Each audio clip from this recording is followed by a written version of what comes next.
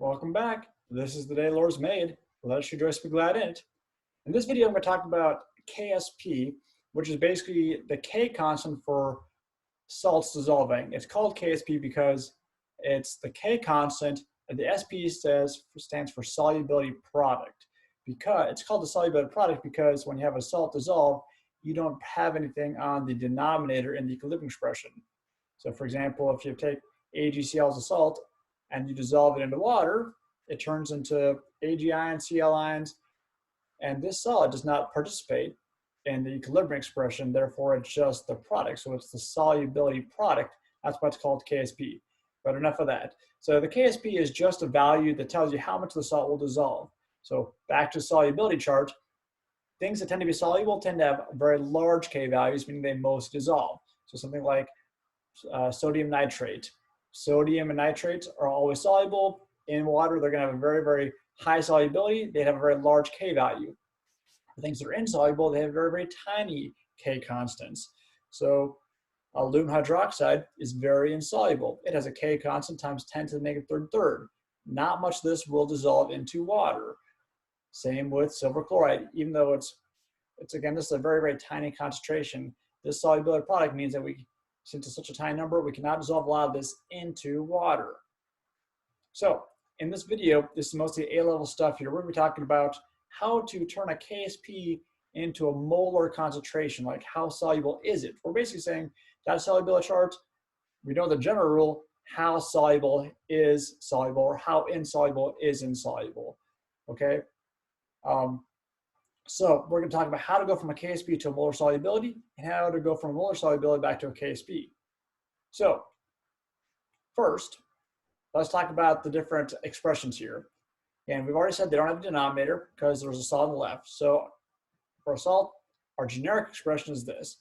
Of course, this changes. It's only like this for things that dissolve into two ions. So a sample would be sodium chloride. Sodium chloride dissolves into one Na, one Cl. So the equilibrium expression is K equals the sodium concentration times the chloride concentration. Since when we dissolve salt, every one Na has also one Cl, therefore they're the same value. That's why it's X and X, that's why it's X squared. X is the molar solubility.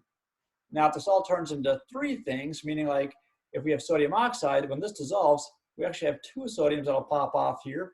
So the sodium concentration will be twice as much as the oxygen. So it'd be twice the value of this. So when we write our expression, K equals Na raised to the second power. Again, why is it raised to the second power? Because we have two Nas here. And the O is just raised to the first power because it has a 1 there. We square it, as well as inside here, it's not just X anymore. The sodium is twice as concentrated as the oxygen because for every one of these that dissolves, we get two Nas and one O. So this is actually 2X squared, and this is X. So our K constant's 4X cubed, and X still is going to be the molar solubility. So comparing the two ions to the three ions, when you have two ions, it's just K equals X squared. When you have three ions, it's 4X cubed. You might run across some that are also even four things that are being produced. So like sodium phosphide. Here we have three Nas in here, so when it dissolves, we have three Nas produced and one P.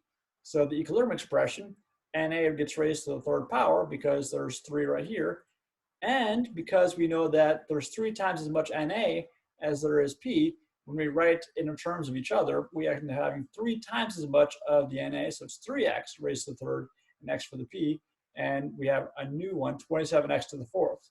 So in summary, if you have two ions generated, the Ksp value will be equal to X squared. If you have 3 ions generated, Ksp equals 4X cubed. And if you have 4 ions, it's 27X to the fourth. Then if you want to know how many grams you can dissolve, molarity is moles over volume, you can just take the molar solubility that you have solved for, multiply by the liters, and get by the molar mass. We'll walk you through a sample problem. So here we go. So let's say we have copper bromide. We dissolve into a solution until it's saturated. And what does that mean? That means we cannot put any more in. The copper bromide has saturated the solution. If we add any more copper bromide, it's going to be a solid on the bottom. It's not going to dissolve in solution. We're told how it dissociates, how it dissolves. The copper bromide turns into one copper, one bromine. And we found that the concentration of the copper is 7.9 times 10 negative fifth. This is probably through some titration process. What is the Ksp for the copper bromide?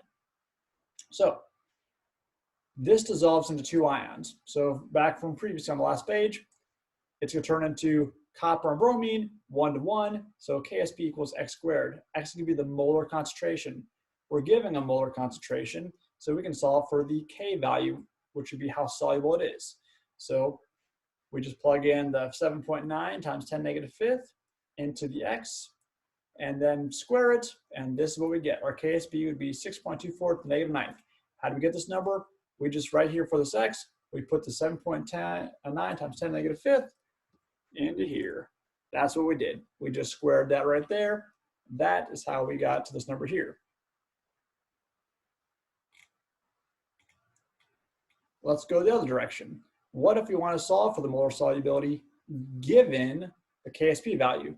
And we're going to do one that's not just two ions here. We're going to do aluminum hydroxide. Aluminum hydroxide, this is aluminum's a great coagulant. That basically means it does a good job of grabbing stuff and pulling them out of solution.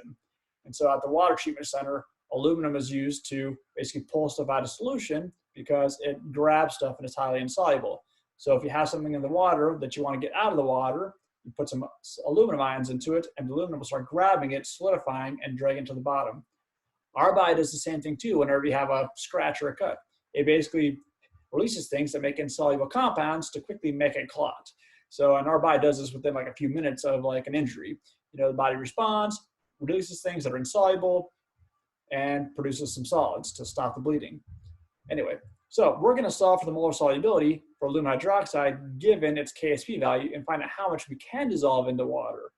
So aluminum hydroxide, when it dissolves, you'll see that it turns into 1 aluminum, 3 hydroxides. That's 1, 2, 3, 4, that's 4 ions. So we're going to use 27x to the fourth, where the K value equals 27x to the fourth. So we're going to use the Ksp up here, solve for x. X will be the molar solubility. So this right here is our Ksp value given from the chart above. This is our expression on the right because we have 4 ions.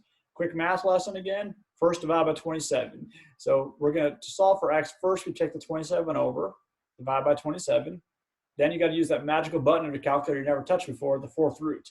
If you can't find it, it's probably under the math function button. So if you push math, there's probably a math function button in your calculator. It's underneath there somewhere. Take the fourth root. There you go. That's the molar solubility. We're saying that per 1 liter of water, we could dissolve this many moles of aluminum hydroxide into the water. That is not very much at all. That's very insoluble. So we're going to follow this up, and then let's go back to finding how many grams we can actually put into the water. So based on what we just did here, how many grams could we actually dissolve into 10 liters of water? So again, we're just going to use the molar solubility we just used and just go back to some old equations. Okay, molarity is moles over liters. So we know the molarity that we can have. This is the maximum molarity based off the K value that will dissolve. So we're going to solve for the moles. Given 10 liters, we can dissolve 2.63 to the negative eighth moles of aluminum hydroxide into water, into 10 liters of water. Now we got to take this times the molar mass, get out the periodic table. Aluminum is 27, oxygen 16, hydrogen's 1. Add all those up, we got 3 16s, 3 hydrogens, 3 1s, plus the 27. That is your molar mass. 78 times the moles gives us how many grams to dissolve. That is a very tiny number. 2.05 times 10 negative 6 grams, or 2.06 micrograms would be how much we can actually dissolve into the solution. So, big ideas from this. When we're going between Ksp and molar solubility, the K value for salts is going to be equal to the solubility product of the ions. The concentration of the ions it generates multiplied by each other. If you have 2 ions, the K value just equals x squared, where x is the molar concentration of the ions. And for the NaCl, they'd be the same because they're 1 to 1. If you have more than 2 ions, then 1 will be more. So here, with 3 ions, K equals 4x cubed. When you solve for x, that x is the molar solubility of the salt. So like we asked for the molar solubility of the Na2O, the x would be the molar solubility of this.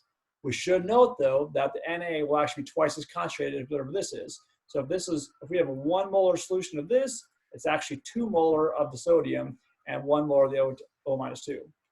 And if you have 4 ions being generated, it's 27x to the fourth.